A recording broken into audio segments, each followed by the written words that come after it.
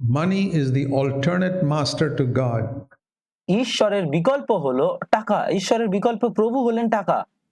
So if you recognize that God and money are the two masters and look around at all the churches in the world today, সুতরাং আপনি যদি এটা স্বীকার করেন যে ঈশ্বর এবং টাকা হলো দুজন প্রভু বা দুজন কর্তা, এবং আজকে বিশ্বের সমস্ত মণ্ডলীর দিকে তাকান এটা ভেবে, tell me who are they following? Which master are they following? আমাকে বলুন তারা কাকে অনুসরণ করছে, কোন প্রভুকে তারা অনুসরণ করছে। That's why we have been very strong in this area in CFC churches.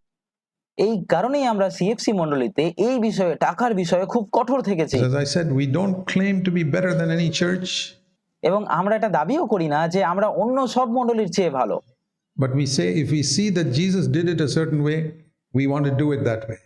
কিন্তু আমরা এটা বলি যে আমরা যখন দেখি যে যিশু কোনো কাজ একটি নির্দিষ্ট উপায় করেছেন, তখন আমরা বলি আমরাও সেটাকে সেভাবেই করতে চাই। In his life, we can't claim to follow the ministry of Jesus of walking on the water. তার যিশুর জীবনকে অনুসরণ করার ক্ষেত্রে আমরা তিনি যেভাবে করেছিলেন সমস্ত কিছু সেভাবেই করতে চাই। আমরা এটা বলতে পারি না যে আমরা জলের ওপর দিয়ে হাঁটার মতো যিশুর সেবা কার্য অনুসরণের দাবি করতে পারি না, যে যিশু যেমন মিনিস্ট্রি করেছিলেন আমরাও সেরকম করব। Never met anybody in my life who can walk on water. আমি আমার জীবনে এমন কারোর সাথে পরিচিত হইনি বা দেখা করিনি যে জলের উপর দিয়ে হাঁটতে পারে। I've never met anybody in my life who can feed 5,000 people with 5 loaves of bread. আমি আমার জীবনে এমন কারোর সাথে পরিচিত হইনি যে 5টা রুটি দিয়ে 5,000 লোককে খাওয়াতে পারে। That is ministry. এটা যিশুর পরিচর্যা কাজ ছিল। And if that is what Jesus meant by following, then we have to say nobody is following Jesus. আর যিশুকে অনুসরণ করা বলতে যদি এই সব বোঝায়, যে এই সমস্ত কিছু করা বোঝায়, তাহলে আমাদের বলতে হবে আমরা কেউই যিশুকে অনুসরণ করছি না। But that's not what he meant. কিন্তু তিনি এটা বোঝাননি। He meant that we must follow him in his life. তিনি যেটা বলতে চেয়েছিলেন সেটা হলো যে আমাদের তার জীবনের আদর্শ অনুসরণ করতে হবে। But I've met lots of people in our churches কিন্তু আমি আমাদের মণ্ডলীতে এমন অনেক মানুষের সাথে পরিচিত হয়েছি who forgive those who hurt them, যারা তাদেরকে ক্ষমা করে যারা তাদের বিরুদ্ধে কিছু করেছে বা তাদের আঘাত দিয়েছে, who have no bitterness against anybody, who যাদের কারোর প্রতি কোনো তিক্ততা never নেই, take money, never ask for money, never tell people about their needs. I've seen lots of people like that. In their life, তারা কখনো টাকা নেয় না, কখনো টাকা চায় না, কখনো লোকেদের নিজেদের অভাবের কথা বলে না। আমি আমাদের মণ্ডলীতে এমন অনেক মানুষকে দেখেছি। seen many people who follow in Jesus' footsteps. তাদের জীবনে আমি এমন অনেক মানুষকে দেখেছি যে যারা যিশুর পদচিহ্ন অনুসরণ করে, Who do good and do it secretly, যারা ভালো কাজ করে এবং গোপনে করে সেই ভালো কাজ। just like Jesus said, don't let ঠিক যেমন যিশু বলেছিলেন, anybody know, left hand know what your right hand does. যেমন যিশু বলেছিলেন যে তোমার দক্ষিণ হস্ত যা করে তোমার বাম হস্ত যেন না জানতে পারে সেটা। So if you want to be a part of the body of Jesus Christ, সুতরাং আপনি যদি প্রভু যীশু খ্রিস্টের দেহের একটি অংশ হতে চান, you personally, forget about the rest of the church, you individually তাহলে আপনি ব্যক্তিগতভাবে মণ্ডলীর বাকিদের কথা ভুলে যান, কিন্তু আপনি নিজে must really be gripped by saying, Lord, I want to, as I read the Gospels, I want to see how you lived. আপনার মনে গভীরভাবে এই আকাঙ্ক্ষা থাকতে হবে যে প্রভু আমি সুসমাচার পড়ার সময় তোমাকে দেখতে চাই এবং তুমি কিভাবে জীবনযাপন করতে সেটা দেখতে চাই, And I want to live exactly like that. এবং আমিও ঠিক সেভাবেই জীবনযাপন করতে চাই, বাঁচতে চাই। I won't reach there in one day. আমি একদিনে সেখানে পৌঁছাতে পারবো না। I'm running a race. Jesus is far ahead of me. আমরা এই দৌড়ে দৌড়াচ্ছি এবং যিশু আমার চেয়ে অনেক আগে এগিয়ে গেছেন সেই দৌড়ে, But I'm running the same race. It's কিন্তু আমি ঠিক সেই একই দৌড়ে দৌড়াচ্ছি যিশুর মতোই। something like this, let's say climbing Mount Everest, ধরুন আমরা মাউন্ট এভারেস্টে চড়ছি, এভারেস্ট পর্বতে চড়ছি, which is 10,000 meters. যেটা প্রায় 10,000 মিটার উঁচু। We can say that Jesus reached the top. আমরা এটা বলতে পারি যিশু সেই পর্বতের একদম চূড়ায় পৌঁছে গেছেন, একদম উঁচুতে পৌঁছে গেছেন। Paul saw the footsteps of Jesus going up to that mountain and he's walking. আর পৌল সেই পাহাড়ে ওঠার চেষ্টা করছেন এবং পৌল যিশুর পদচিহ্ন দেখতে পেয়েছেন এবং তিনি সেই পথে হাঁটছেন। Paul did not reach 10,000 meters. আর পৌল 10,000 মিটার পৌঁছাতে পারেননি, যিশুর মতো সব থেকে উঁচুতে পৌঁছাতে পারেননি। Maybe he reached 5,000 meters. হয়তো তিনি মাত্র 5,000 মিটার পৌঁছেছেন উঁচুতে। Now, I'm following Paul as he followed Christ. Maybe এখন ধরুন আমি পৌলকে অনুসরণ করছি ঠিক যেমন তিনি খ্রিস্টকে অনুসরণ করেছেন, I've reached 500 meters. আর আমি হয়তো 500 মিটার উঁচুতে উঠেছি, 500 মিটার পৌঁছেছি। Still a long way to 10,000 meters. 10,000 metre পৌঁছাতে এখন অনেক পথ বাকি আমার, But I'm following in the same path. কিন্তু আমিও ঠিক সেই একই পথ অনুসরণ করছি যেটা যিশু এবং পৌল অনুসরণ করেছেন যে পথ। Think of people climbing Mount Everest in the snow. You see the footsteps. আর বরফে ঢাকা মাউন্ট এভারেস্ট বা সেই পর্বতে ওঠার সময় আপনি মানুষের পদচিহ্ন দেখতে পাবেন বরফের মধ্যে। You see the footsteps of Jesus going all the way to the top. আপনি দেখতে পান যে যিশুর পদচিহ্ন একবারে পাহাড়ের পর্বতের চূড়া অবধি চলে গেছে, চূড়া পর্যন্ত চলে গেছে। And then you see the footsteps of Paul, who is putting his feet into the footsteps of Jesus.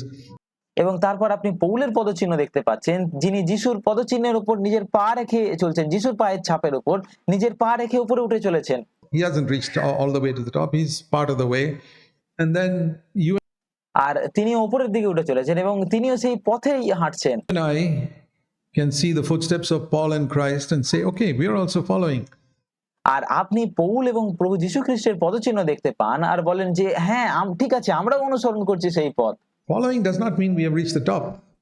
অনুসরণ করা মানে এটা নয় যে আমরা একদম চূড়ায় পৌঁছে গেছি বা একদম উঁচুতে পৌঁছে গেছি। We're going in the same direction, and if we continue like that, we'll reach the top. অনুসরণ করা মানে হচ্ছে আমরা সেই একই দিকে যাচ্ছি, আর আমরা যদি এভাবেই চলতে থাকি তাহলে আমরা চূড়ায় পৌঁছে যাব, একদম উঁচুতে পৌঁছে যাব। ঠিক That means we live by the same principles that Jesus lived by. যার অর্থ হলো যিশু যে নীতিগুলো মেনে জীবনযাপন করতেন, আমরাও ঠিক সেই নীতিগুলো মেনেই জীবনযাপন করি বা বাঁচি। Forgiveness, goodness, love, humility, no boasting, ক্ষমা করা, মঙ্গল ভাব দেখানো, প্রেম করা, নম্রতা থাকা, কোনো অহংকার না করা, a right attitude to money, no jealousy, no competition, টাকার প্রতি সঠিক মনোভাব, কোনো ঈর্ষা বা প্রতিযোগিতা না থাকা, কোনো কারোর সাথে কোনো রকম কোনো প্রতিযোগিতা না করা, অহংকার না করা। even if you can't heal the sick or do miracles, don't worry, even if you can't preach, it doesn't matter. এই সমস্ত দিকে যিশুকে অনুসরণ করা। আর আপনি যদি অসুস্থকে সুস্থ করতে না পারেন বা অলৌকিক কাজ করতে না পারেন যিশুর মতো, সেটাতে কিছু যায় আসে না। বা এমনকি যদি আপনি প্রচারও না করতে পারেন, সেটাতেও কোনো যায় আসে না। You can't play any musical instruments, it doesn't matter. আপনি যদি কোনো বাদ্যযন্ত্র বাজাতে না পারেন, তাহলেও কিছু যায় আসে না। We don't read about Jesus playing musical instruments. আমরা কখনো এটা পড়ি না যে যিশু কোনো বাদ্যযন্ত্র বাজাচ্ছেন। Don't think of ministry. Think of life, the principles by which Jesus lived. পরিচর্যা কাজের দিক থেকে, মিনিস্ট্রির দিক থেকে যিশুকে অনুসরণ করার কথা শুধু ভাববেন না, ভাবুন তার জীবনের কথা, তার জীবনের দিকে তাকে অনুসরণ করার কথা, তার জীবনের সেই নীতিগুলোর কথা, যে নীতিগুলো মেনে তিনি জীবনযাপন করতেন, সেই নীতিগুলোর কথা ভাবুন। Giving everybody who hurt you. যারা আপনাকে আঘাত করেছে তাদের সবাইকে ক্ষমা করা। Not 99%. 99% মানুষকে ক্ষমা করা তাই নয়। You know, for example, the Bible teaches certain things about, okay, let's talk about money. আর আপনারা জানেন যে উদাহরণস্বরূপ বাইবেলের নির্দিষ্ট কিছু বিষয়ে শিক্ষা দেয়। আর ধরুন আমরা টাকার বিষয় নিয়ে কথা বলি। Giving. দেওয়া, দান করা। In the New Testament, are we supposed to give money? নতুন নিয়মে কি আমাদের টাকা দান করার কথা বলা হয়েছে বা টাকা দেওয়ার কথা বলা হয়েছে? Of course. But how does God want us to give? See 2 Corinthians in chapter 9. অবশ্যই বলা হয়েছে, কিন্তু দেখুন ঈশ্বর কিভাবে আমাদের দেওয়ার কথা বলেছেন, কিভাবে দান করি বলে আমরা চান ঈশ্বর। 2 করিন্থীয় তার 9 অধ্যায় দেখুন। And verse 7. This tells us, is a clear verse that tells us how we must give. আর এটা একটা সুস্পষ্ট পথ যা আমাদের বলে দেয় যে আমাদের কিভাবে দান করা উচিত বা কিভাবে আমাদের টাকা দেওয়া উচিত। Let each one do just as he has decided in his heart. 2 Corinthians 9, verse 7. Not grudgingly or under compulsion. Did you hear that? 2 করিন্থীয় তার 9 অধ্যায় 7 পদে এটা বলছে, প্রত্যেক ব্যক্তি আপন আপন হৃদয়ে যেরূপ সংকল্প করিয়াছে তদ অনুসারে দান করুক, মনোদুঃখপূর্বক কিংবা আবশ্যক বলিয়া না দিউক। আপনি কি ভালোভাবে শুনলেন এখানে কি লেখা আছে? Nobody must give even 1 dirham to God grudgingly. এখানে এটা বলছে যে কেউ কেউ যেন ঈশ্বরকে 1 টাকাও মনোদুঃখ নিয়ে বা বা কৃপণতার সাথে বা মনে দুঃখ নিয়ে দান করে। Oh, I have to give this to God. No. I don't want it. আর এরকম ভেবে যে এটা আমাকে ঈশ্বরকে দিতে হবে, এরকম ভাবে দেওয়া। ঈশ্বর বলে আমি এটা চাই না। If that's the attitude with which you're giving, brother, keep it. আর তারা বলে যে আমাকে এটা ঈশ্বরকে দিতে হবে, আমি এটা দিতে চাই না। আর আপনি যদি এরকম মনোভাব নিয়ে দান করেন তাহলে আমি বলবো আপনি সেটা আপনার কাছেই রেখে দিন, আপনাকে দিতে হবে না। Go and buy something for your children with it. Don't give it to God. সেই টাকা দিয়ে আপনার বাচ্চাদের জন্য কিছু কিনুন, এটা ঈশ্বরকে দেবেন না। Because He does not want anything given grudgingly. কারণ মনোদুঃখ বা অসন্তোষের সাথে দেওয়া কোনো কিছুই তিনি চান না। And not under compulsion. অথবা আবশ্যকতা বশত বা বাধ্য হয়ে কিছু দিন বলে তিনি চান না। Don't give because some preacher said, come on, you give, otherwise God will curse you. এই জন্য দেবেন না যে কোনো প্রচারক আপনাকে বলছেন যে দান করো, দাও, না হলে ঈশ্বর তোমাকে অভিশাপ দেবেন, এই ভয় দেবেন না। That's the last person you should give money to. সেই প্রচারকই হলেন শেষ ব্যক্তি যাকে আপনার টাকাও দেওয়া উচিত। Because God says not under compulsion. কারণ ঈশ্বর বলেছেন তোমরা বাধ্য হয়ে বা আবশ্যকতা বশত দিও না। How many Christian churches are practicing this? You tell me. কতগুলো খ্রিস্টীয় মণ্ডলী এটা পালন করছে আমাকে বলুন। Cheerfully, God loves a cheerful giver. হৃষ্ট চিত্তে দেওয়া, ঈশ্বর হৃষ্ট চিত্ত দাতাকে ভালোবাসেন।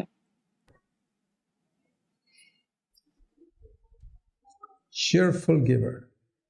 হৃষ্ট চিত্ত দাতা। So, in the Old Testament, it was how much you gave. সুতরাং পুরাতন নিয়মে এটা নিয়ম ছিল যে আপনি কতটা দিচ্ছেন, 10%. 10%, দশমাংশ। In the New Testament, it is how you give. কিন্তু নতুন নিয়মে যেটা গুরুত্বপূর্ণ সেটা হচ্ছে আপনি কিভাবে সেটা দিচ্ছেন, কেমন ভাবে দিচ্ছেন। Cheerfully, not how much. কতটা হৃষ্ট চিত্তের সাথে সেটা দিচ্ছেন, কতটা দিচ্ছেন সেটা নয়। How? Amount is not important. পরিমাণ বা অর্থের পরিমাণ, টাকা আপনি কত টাকা দিচ্ছেন সেটা গুরুত্বপূর্ণ নয়। How you give. আপনি কিভাবে দিচ্ছেন সেটাই বেশি গুরুত্বপূর্ণ, বা কোন মনোভাবে দিচ্ছেন সেটা গুরুত্বপূর্ণ। So, when we look at it like that, there are certain rules Jesus said about giving money. এবং আমরা যখন এটাকে সেভাবে দেখি তখন টাকা দেওয়ার বিষয়ে যিশু বেশ কিছু নিয়মের কথা বলেছিলেন। One, it must be cheerfully given. প্রথমত এটা অবশ্যই আনন্দের সাথে হতে হবে, হৃষ্টচিত্তভাবে হতে হবে। The other Jesus said in Matthew chapter 6, অন্যটা যেটা যিশু মথি 6 অধ্যায়ে বলেছেন সেটা হলো Matthew 6, মথি 6 অধ্যায়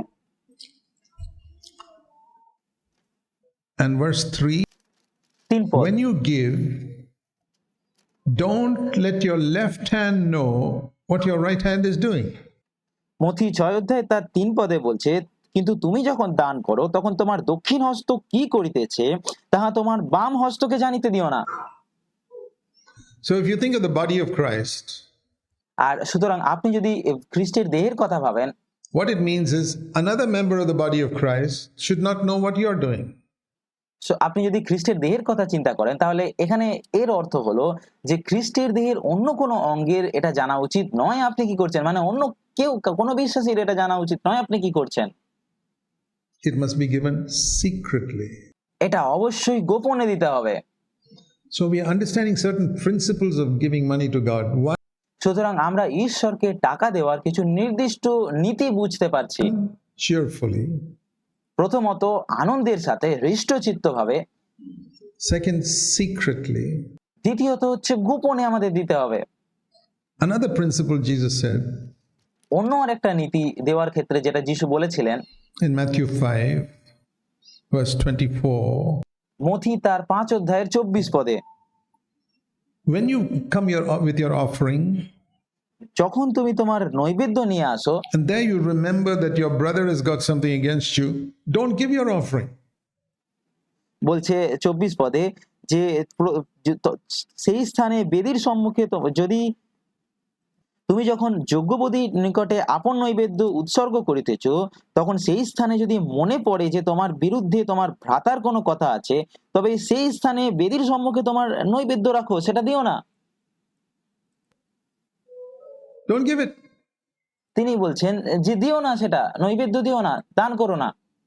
You're just going to put your money in the offering box and you suddenly remember somebody's got something against you. আপনি হয়তো অফারিং বক্সে বা দানের থলিতে কিছু রাখতে যাচ্ছেন, আর সেই সময় আপনার মনে পড়ছে যে আপনার ভাইয়ের বিরুদ্ধে আপনার কোনো কথা আছে। Put it back into your pocket. It says, go first and settle matters with your brother. Then যিশু বলছেন যে ভুলে যাও দেওয়ার কথা, আগে যাও তোমার ভাইয়ের সাথে সবকিছু ঠিক করে নিয়ে আসো, come and put the money in the box. These are তারপর তুমি উৎসর্গ করো নৈবেদ্য। certain principles, but the Old Testament it was not like that. নতুন নিয়মে যিশু এটাকে এরকম ভাবে বলছেন, কিন্তু পুরাতন নিয়মে এটা এরকম ছিল না। The Old Testament, even if you have fought with your brother, you got to pay your tithe. পুরাতন নিয়মে বিষয়টা এরকম ছিল যে আপনি যদি এমনকি আপনার ভাইয়ের সাথে লড়াইও করেন, ঝগড়াও করেন, তারপরেও আপনাকে আপনার দশমাংশ দিতে হবে। Do you see how most Christian churches today are following the Old Testament? আপনারা কি দেখতে পাচ্ছেন কিভাবে আজকের দিনের অধিকাংশ খ্রিস্টীয় মণ্ডলী পুরাতন নিয়মকে অনুসরণ করছে? And you cannot follow the Old Testament and be a New Testament church. এবং আপনি পুরাতন নিয়মকে অনুসরণ করে নতুন নিয়মের মণ্ডলী হতে পারবেন না। That's impossible. এটা অসম্ভব।